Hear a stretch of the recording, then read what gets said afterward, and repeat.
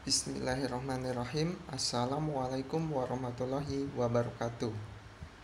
Pada kesempatan ini, saya Ade Asep Alpian dari Prodi D3 Agribisnis semester 5A, jurusan Ekonomi dan Bisnis, Politeknik Negeri Lampung. Di sini saya akan menjelaskan tentang proses ekspor dan analisis ikan tuna Indonesia. Indonesia ini merupakan negara agraris yang potensi terbesarnya yaitu dari sistem agribisnis dan kelautannya. Nah, di sini hasil laut yang akan saya bahas yaitu ikan tuna. Langsung saja masuk ke materi pembahasannya. Yang pertama yaitu tinjauan umum ikan tuna.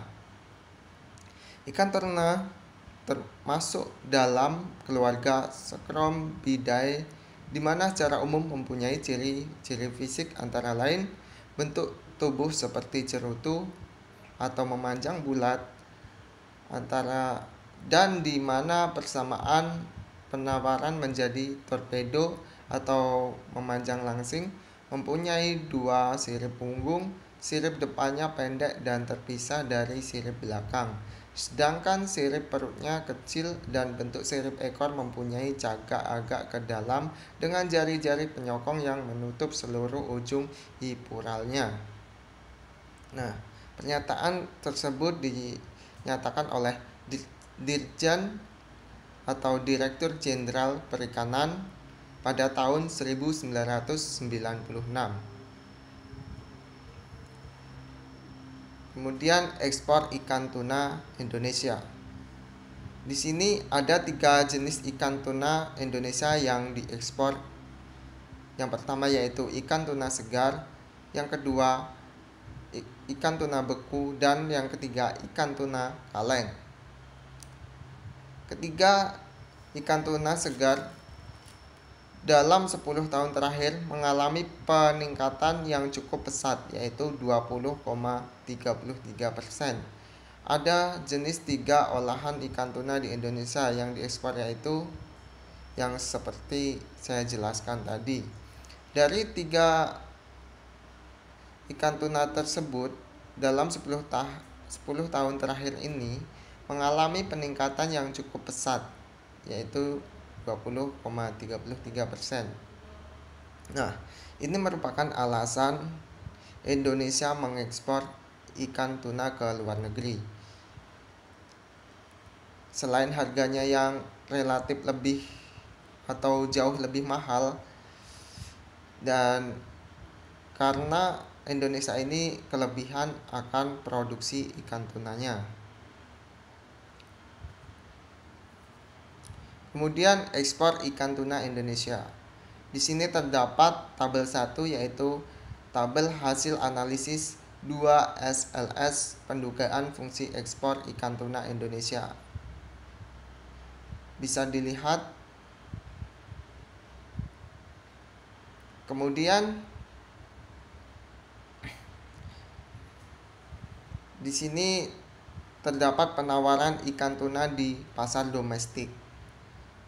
Pada tabel 2 yaitu tabel hasil analisis 2 SLS pendugaan fungsi penawaran ikan tuna di pasar domestik.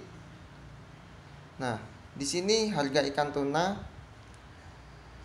relatif lebih murah dibandingkan dengan harga-harga yang lain. Jadi tingkat persaingannya pun jauh lebih tinggi. Nah, itu dapat dilihat dari koefisien regresi, T hitung, dan sig T. Kemudian analisis tren. Analisis ini digunakan untuk melakukan prediksi perkembangan ikan tuna untuk 5 tahun yang akan datang dengan asumsi bahwa semua variabel yang mempengaruhi ekspor ikan tuna Indonesia penggerakannya sama dengan waktu sebelumnya. Menggunakan metode regresi berganda, maka didapatkan hasil sebagaimana terlihat pada lampiran 7.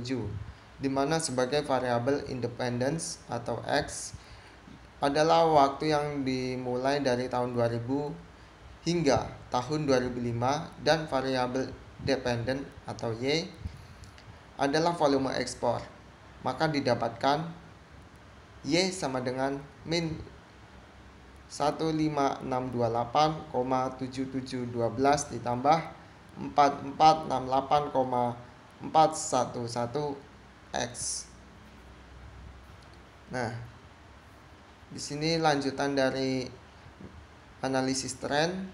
Berdasarkan model di atas, maka diprediksi volume ekspor ikan tuna disajikan pada tabel 3. Nah, pada tabel 3 ini yaitu tabel prediksi volume ekspor ikan tuna Indonesia pada tahun 2000 hingga 2005. Di sini volume ekspornya untuk ikan tuna dari tahun ke tahun naik. Nah, dari hasil prediksi atau terlihat bahwa ada peningkatan volume ekspor dari tahun 2000 hingga 2005 dengan rata-rata 1,04%. Angka ini lebih tinggi dibandingkan produksi ikan tuna tahun 2000 hingga 2005.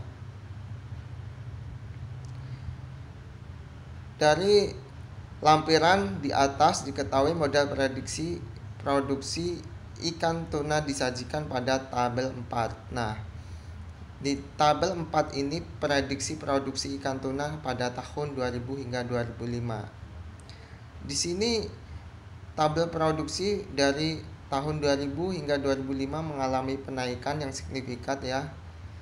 Sehingga volume ekspornya pun ikut naik. Kemudian analisis SWOT. Di dalam analisis SWOT ada 4 strategi. Yang pertama yaitu strategi SO. Strategi SO ini memanfaatkan kekuatan dan peluang.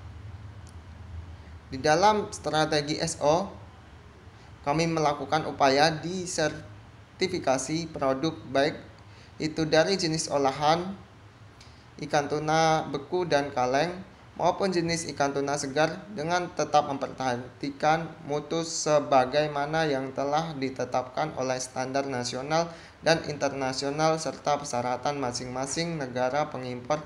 Dengan demikian dapat dilakukan peningkatan volume ekspor ikan tuna. Untuk strategi yang kedua yaitu strategi ST. Di sini strategi ST memanfaatkan kekuatan untuk mengurangi ancaman. Di dalam strategi ST, kami melakukan kerjasama dengan negara importir sehingga lebih memudahkan dalam menembus pasar dan melakukan promosi dagang sehingga dapat memperluas segmen pasar yang dapat dijangkau baik di Jepang maupun negara-negara lain. Nah, jadi negara Indonesia ini berfokus pada negara Jepang dan negara-negara Asia lainnya. Mengapa negara Jepang? Seperti yang kita ketahui, negara Jepang masyarakatnya atau penduduknya suka mengonsumsi ikan-ikan segar. Kemudian strategi yang ketiga yaitu strategi WO. Nah, di dalam strategi WO ini kami mengurangi kelemahan guna memperoleh peluang. Nah, di dalam strategi WO kami melakukan riset pemasaran di negara-negara tujuan terutama mengenai harga dan pola konsumsi. Juga berusaha melakukan pendekatan untuk menembus pasar Eropa, Australia, dan New Zealand dengan jenis-jenis ikan tuna selain yang masuk penetapan kuota. Nah, pada saat ini kami sedang melakukan pendekatan kepada negara Eropa atau pasar Eropa, Australia, dan New Zealand. Untuk strategi yang keempat yaitu strategi WT. Di dalam strategi WT ini kami mengurangi kelemahan untuk menghindari ancaman. Nah, di dalam strategi WT ini kami melakukan upaya ahli teknologi baik dari segi armada maupun alat tangkap yang dengan tetap memperhatikan kelestarian lingkungan. Kemudian implementasi kebijakan. Nah, di sini ada 4 aspek. Di dalam proses melakukan ekspor atau proses ekspor dan analisis ikan tuna Indonesia ini, kami melakukan atau melihat dari 4 segi aspek, yaitu yang pertama aspek produksi.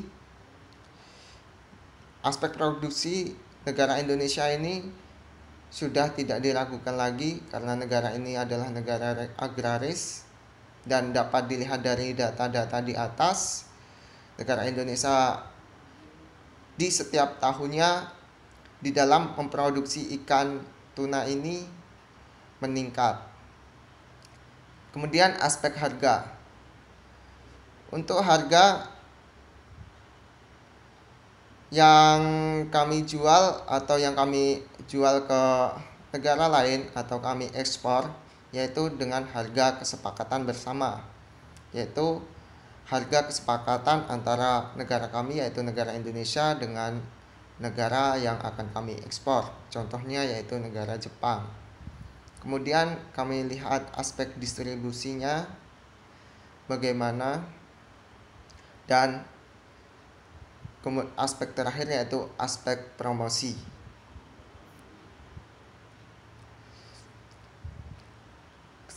Kemudian kesimpulannya, prediksi ekspor ikan tuna dari tahun 2000 hingga 2005 memperlihatkan adanya peningkatan ekspor ikan tuna rata-rata 1,06%. Dengan peningkatan ekspor ikan tuna tersebut, maka diperlukan strategi pemasaran yang perlu diterapkan, antara lain perbaikan sarana dan prasarana, lakukan upaya alih teknologi untuk armada dan alat tangkap, peningkatan kuantitas dan kualitas produk, lakukan riset pemasaran dan peningkatan kerjasama dengan negara pengimpor. Juga perlu diperhatikan bauran pemasaran dan strategi yang memperlihatkan aspek produk, aspek harga, aspek distribusi, dan aspek pemasaran. Nah, dapat dilihat dari pembahasan-pembahasan di atas atau dari materi-materi di atas, negara Indonesia ini merupakan negara yang kaya akan hasil buminya, hasil lautnya. Nah, ini merupakan peluang terbesar atau peluang besar untuk negara Indonesia itu sendiri untuk mengekspor hasil-hasil tersebut kepada negara lain.